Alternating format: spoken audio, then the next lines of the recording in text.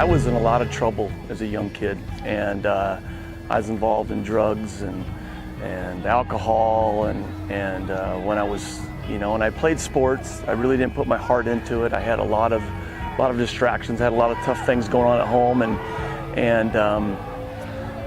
when I was 15, my father committed suicide, and I was pretty involved in drugs and alcohol at that time. And I tell you what got me over to where it got me over all of that was God's grace, and it was these darn coaches that would pat me on the back for doing the right thing in life and hit me upside the head for doing the wrong thing in life. And they took an interest in me, and they made me feel like I could be somebody in my life despite my circumstances. And so I felt honestly at that time, at the age of 15 and 16 and 17, that the best thing I could be to make the biggest impact would be a high school football coach. When I look back at the people who were very instrumental in my life, the coaches, they had a lot of passion for what they did. They loved working with kids, and they probably had the greatest impact on me and how they carried themselves, how they lived their lives, and the time they spent working with kids. So that was a huge impact on me.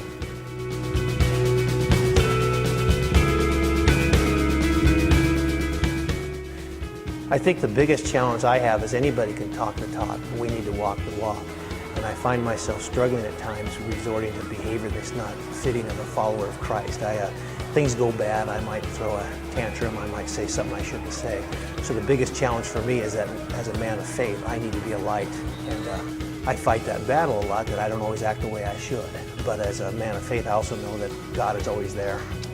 Well, the challenge is it's lonely. There's not a lot of them out there. I always coach our kids about, football is a great teacher for life, and it's kind of that same way with the Christian faith. I mean, it's not always easy. It's not always state championship every year, but it's definitely worth it. And it's when it all comes together, it's a great feeling. But and just having a chance to do it for the Lord is pretty special too. And sometimes that's a challenge when you're kind of out there by yourself.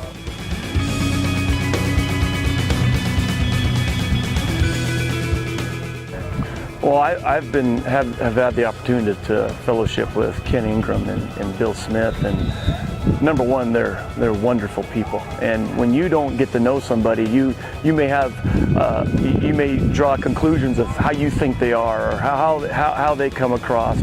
And by getting to know these guys and understand, number one, where their heart and where their faith is at, it's like I'm just so impressed. And so I feel so blessed to be in a community where us three coaches are together, and we're in fellowship every Friday morning, and we have each other's back, which is such a crazy thing for football, for coaches to be that way. So it's a great blessing.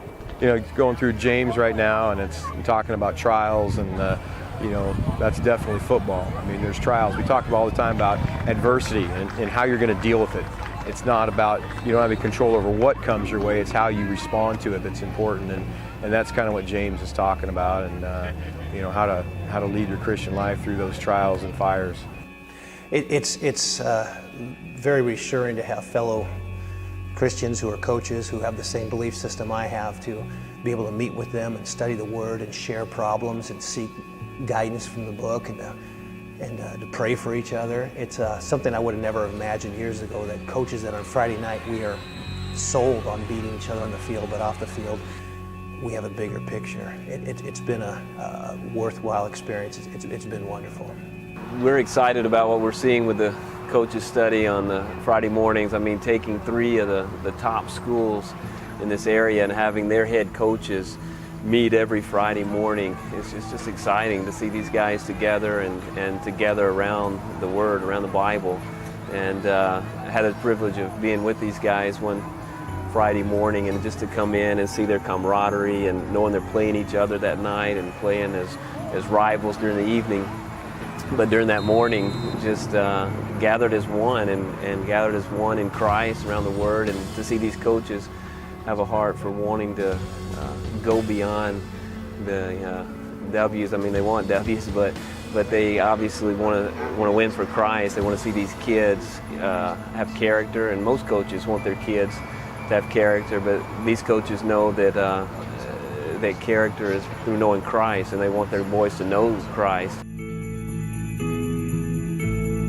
You know, I think it's great that we have something like that here locally those kids can go to and, you know, it being a sports theme, but still learn about Jesus. Yeah, I had a dream that if I didn't get this job as a head football coach, then I was going to reach out and start creating studies at my house for youth, for athletes. And then when I got the head football coaching job, I knew that I couldn't do that the same way. And what a blessing it was that Eric came into my life and these other coaches came into my life, and again, like-minded people that love the Lord and want to serve the Lord, that hey, they all thought the same way that I did. And that was my dream, but that was their dream. And when you put the Lord first in your life and you get around like-minded people, it's unbelievable what can happen. So now there's an outreach to these young men that maybe haven't heard the gospel before, young men that are hurting in their life, that have tough situations at home, that no matter their situation right now, that because of the Lord in their life and in their heart, that you know, there is tremendous future for all those young kids, and we just have a small piece of what's happening today, and it's a wonderful blessing. On Wednesday night for the Night of Champions, I mean, there's momentum with this. First week, second week is, I think they doubled even in number from week 1 to week 2, and our church for one is almost, well, every morning since this Night of Champions has started, we gather every morning during the week at 6:30 and pray, and we've been praying for these coaches specifically, praying for these for the youth, praying for Eric as he leads this study, and it's just a great thing. God's doing something. Hello, my name is Eric Nyborg, Director of Sports Outreach Northwest. Our desire is to evangelize and disciple coaches through the medium of sports. Go to sportsoutreachnw.org to learn more.